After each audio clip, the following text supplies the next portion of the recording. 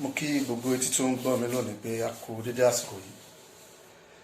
Tó bá jẹ́ bí tẹ́ bá ti ń gbọ́ mi bí àwòrán lẹ́yìn wà, mo kí pé ẹ kú òwúrọ̀ ó jẹ́ ọ̀sán náà dẹ̀ ni.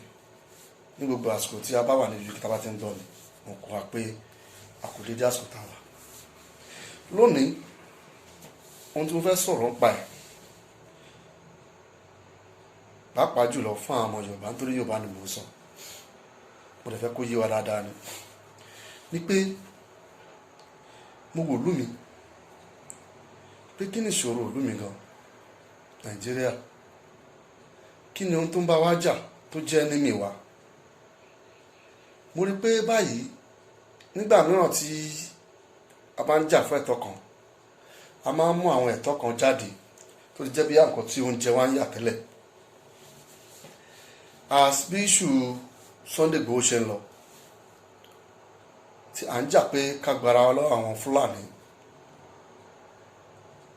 pé àwọn tí a fún ní ilẹ̀ tí wọ́n padà wá fẹ́ lé wa kúrò lórí ilẹ̀ wa, torí ìbọn máa ń sọ pé okùn ń jẹ́ ti bàbá kó jẹ́ ti tọmọ kó má nàá là. Ṣùgbọ́n mo tún wá rí i pé lábẹ́ eléyìí náà àwọn ọmọ Yorùbá ti ń jáde pé we want Yorùbá nation, we want Oòduà nation. As I'm talking to you, ọmọ Oòduà gidi gan ni mo jẹ́ tọkàntọkàn. Ṣùgbọ́n mo wá rò lọ títí pé ǹjẹ́ ọjọ́ ta bá bímọ kọ́ ló ń rìn, ọmọ ta bí lónìí ó ṣeé ṣe kò lè rìn lọ́jọ́ ìkan. It's a gradual process. Láwọn kékeré, ǹjẹ́ kí Yorùbá dá wà, òun ni solution to the problem tí à ń face nínú ìlú yẹn.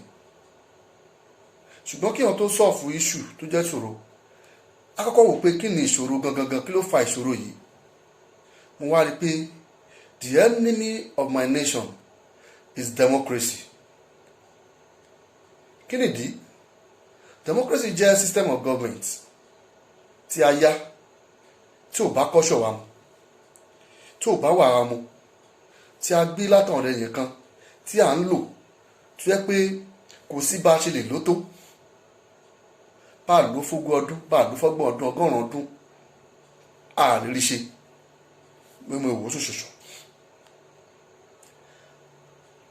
Mo wá rò èrò kan pé jẹ́sí sígẹ̀rùn gọ́ọ̀mẹ̀ntì a lè lò tó jẹ́ pé Yorùbá máa dá wà nínú Nàìjíríà tó sì máa ṣe dáadáa, tí Haúsá máa dá wà nínú Nàìjíríà tó sì máa ṣe dáadáa, tí Ìgbò máa dá wà nínú Nàìjíríà tó sì máa ṣe dáadáa.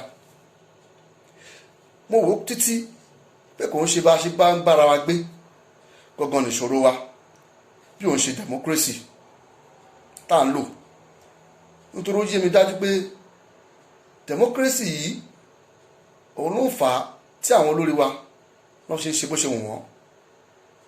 Democracy gan ló jẹ́ káwọn olórí wa mọ ọ̀nà tí wọ́n fẹ́ gbà tó jọ́nà àbáyọ síṣòro wa. And tabaníkà wò lọ títí, I want to use United Arab Emirates as an example, because wọn ò ní democracy, wọn ò ní independence, rather wọ́n dá wà ní. Nígbà corona tí ó wà ń ta yìí, mo rí pé if you want to move from Abu Dhabi down to Dubai, you must do a corona test.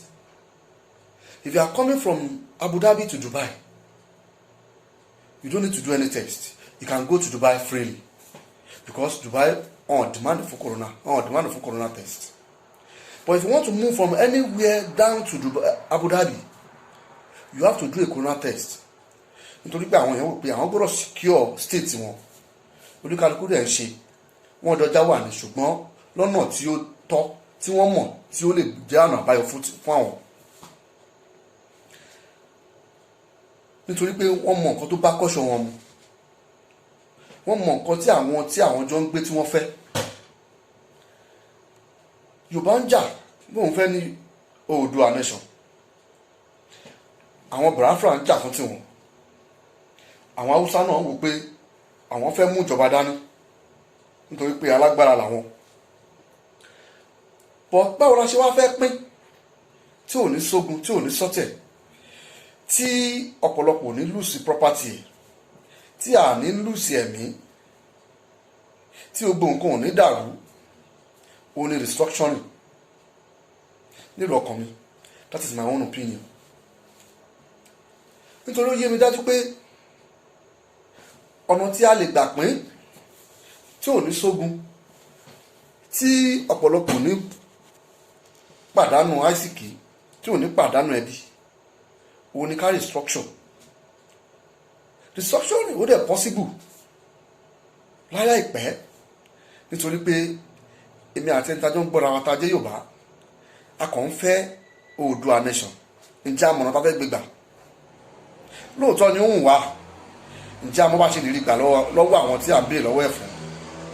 Ǹjẹ́ tá a bá tiẹ̀ rí gbà, ǹjẹ́ àmọ̀nà tá fẹ́ fi tò ìlú wa tó fi fẹ́ dára? Nítorí pé tí n bá wò ń gbà kan tí a ṣẹ̀ bẹ̀rẹ̀ ọ̀rọ̀ yìí, ìkànnà àwọn olórí Yorùbá ó ní even kí Yorùbá bára wọn gbé for 100 years, wọ́n sì yàn máa bára wọn jà ní for 100 years, wọ́n sì yàn máa jagun, ẹni yóò parọ́ o. Nítorí pé ohun tá a fẹ́ kọ́ nìyẹn báyìí. Wọ́n ní tí a bá fẹ́ débì kan, a gbọ́dọ̀ ní ìpìlẹ̀ tó dára. Tá a bá fẹ́ kọ́lé, a gbọ́dọ̀ ní ìpìlẹ̀ tó dára. Mo wò pé ní ọ̀nà ọgbọ́n tèmi, for now we need restructuring of our dear nation. A lot of states, they have their own resources tó jẹ́ pé they just abandon it just because it's only the federal government that is controlling all these things. I can even use my own state for example, Ogun State. During my research, mo discover pé we have gold, and ó dẹ̀ wà ń bẹ̀ tí ò ní kọ́ta fi ṣe. Generation dẹ̀ ń lọ, it's still there because we are using democracy. A lot of states, they have their own resources that they can use to develop their areas. But just because you are using democracy, we cannot do that. If, for example, I need gold in Ogun State, and gold is just like a stone, and technology every day is improving, tomorrow that gold can become stone, ordinary stone, useless, without any value. Ó ṣeé ṣe kí things just change. People will say why it can't be possible, but there's nothing impossible. All things are possible. Lọ́dọ̀ Ọlọ́run pẹ̀lú technology ṣe ń lọ yìí. Ní pé mo fẹ́ ká jókòó àwọn ọmọ Yorùbá, ǹjẹ́ kò ń ṣe restructuring ló yẹ ká jà fún? Láti ara restructuring yìí, each state can use their resources to benefit their people. Each state can compare ara wọn pé ókè o, kí ni èmi fẹ́ ṣe? Wọ́n á lè máa léra wọn. Haúsá mọ nǹkan tí àwọn Haúsá fẹ́ láti ṣe fún àwọn ẹbí àwọn family ẹ̀. Yorùbá mọ nǹkan tí àwọn Yorùbá ń fẹ́ láti mọ nǹkan tó fẹ́ ṣe fún family ẹ̀. Bákan náà àwọn Biafra. I'm saying this, mo rò ó títí. Biafra have been fight the hunting jà without achieving what they want, because they don't really know what they want. Ní pé a lè pín nínú Nàìjíríà ká sì máa bára gbé níṣọ̀kan láti ká bá mọ irú system of government tó bá kọ́ṣọ̀ wa mu, system of government tó máa ṣiṣẹ́ fún wa. Ní pé màá fẹ́ kẹ́ bá mi share fídíò yìí, mo fẹ́ kó rìn, because mo ń wo ohun tí à ń jà fún. A dẹ̀ máa ń mọ̀ bẹ̀rẹ̀ ogun ni, à ń mọ ibi tí ogun máa parí sí. Nítorí mo rò pé bí Yorùbá bá lóun fẹ́ dá wà lọ́la, ogun nìkan ó lè mú jẹ́ kó jẹ́ àmúṣe. Ṣùgbọ́n bí ẹ bá jagun, nǹkan máa ń bàjẹ́ ni. Ẹ ṣe wá jẹ́ ká bẹ̀rẹ̀ sí ní jà fún restructuring, which is possible as soon as possible.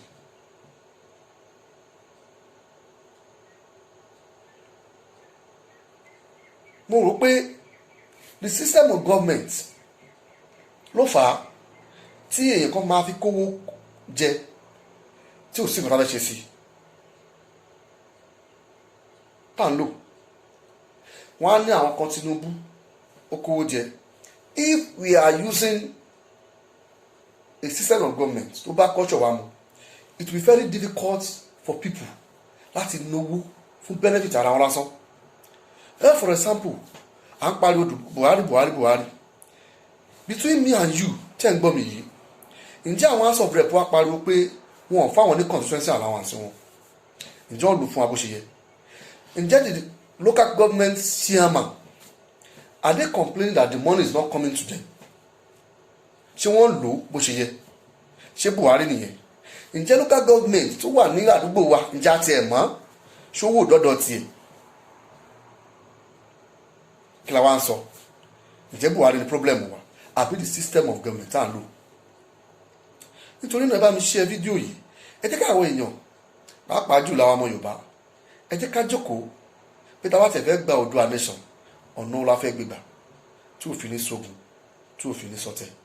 Ṣíyọ́ yìí lórúkọ mi tó tún dìgbà kan náà.